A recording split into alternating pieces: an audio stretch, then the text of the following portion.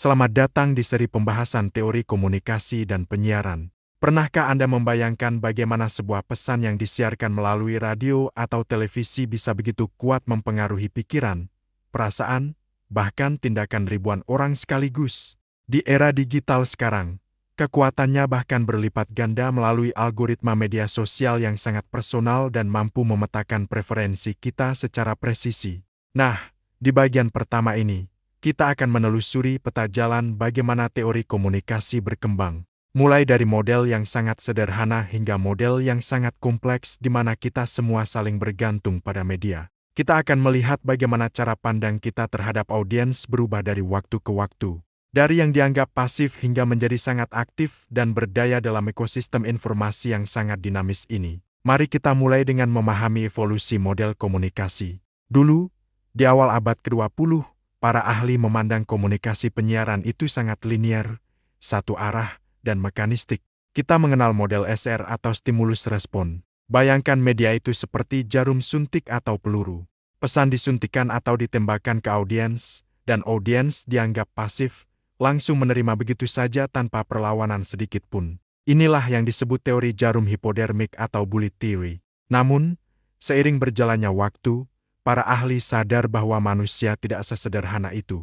Muncul model-model yang lebih dinamis, seperti model Harold Lasswell yang bertanya, siapa, mengatakan apa, melalui saluran apa, kepada siapa, dan dengan efek apa. Model ini mulai memperhatikan elemen efek dan saluran, yang sangat relevan bagi kita di dunia penyiaran untuk mengukur keberhasilan sebuah program secara lebih komprehensif dan mendalam. Kita mulai menyadari bahwa audiens memiliki filter mental yang berbeda-beda. Kini, kita berada di era konvergensi, di mana batas antara pengirim dan penerima pesan menjadi sangat kabur. Model komunikasi bukan lagi garis lurus, melainkan jaringan yang saling terhubung secara masif dan interaktif. Disinilah pentingnya kita memahami perbedaan antara teori umum atau grand theory dan teori khusus atau middle range theory. Sebagai mahasiswa pasca sarjana, Anda harus tahu kapan menggunakan pisau bedah yang besar untuk melihat fenomena sosial secara luas. Seperti teori interaksi simbolik dari George Herbert Mead yang menjelaskan bagaimana makna lahir dari interaksi sosial. Misalnya, bagaimana simbol-simbol keislaman di televisi seperti jilbab, baju koko, atau istilah akhi dan ukti dikonstruksi menjadi simbol kesalehan modern yang diterima publik secara luas.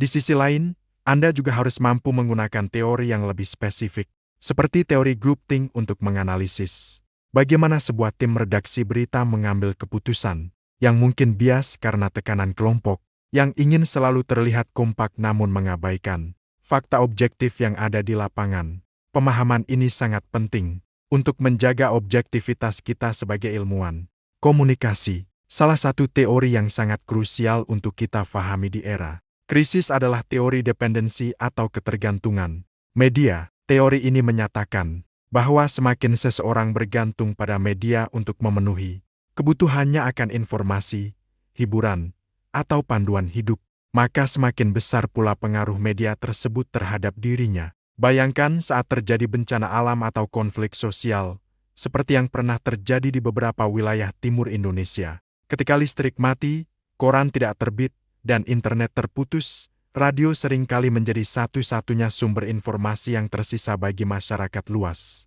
Dalam kondisi krisis seperti ini, tingkat ketergantungan masyarakat mencapai puncaknya atau high dependency. Apa yang dikatakan penyiar radio bisa menjadi penentu antara nyawa dan kematian. Jika penyiar menyebarkan provokasi, konflik bisa pecah seketika. Jika penyiar menyebarkan pesan damai, nyawa bisa terselamatkan. Inilah tanggung jawab besar atau amanah yang harus diemban oleh setiap praktisi penyiaran, sebuah tanggung jawab yang tidak hanya bersifat profesional tapi juga ukrawi di hadapan Allah kelak. Kita harus menyadari bahwa setiap kata yang kita siarkan memiliki konsekuensi yang nyata di dunia dan akhirat. Dalam perspektif Islam, teori-teori ini tidak boleh kita telan mentah-mentah tanpa filter kritis.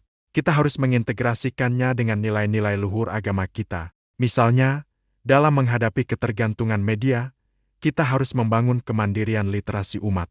Umat diajarkan untuk memiliki banyak sumber rujukan atau sanad, tidak hanya bergantung pada satu kanal viral atau fatwa Google yang seringkali instan, dangkal, dan kehilangan konteks aslinya. Kita harus memastikan bahwa media penyiaran Islam hadir sebagai wasilah atau perantara hidayah yang memberikan tumaninah atau ketenangan, bukan justru menambah kegaduhan di tengah masyarakat yang sudah cemas.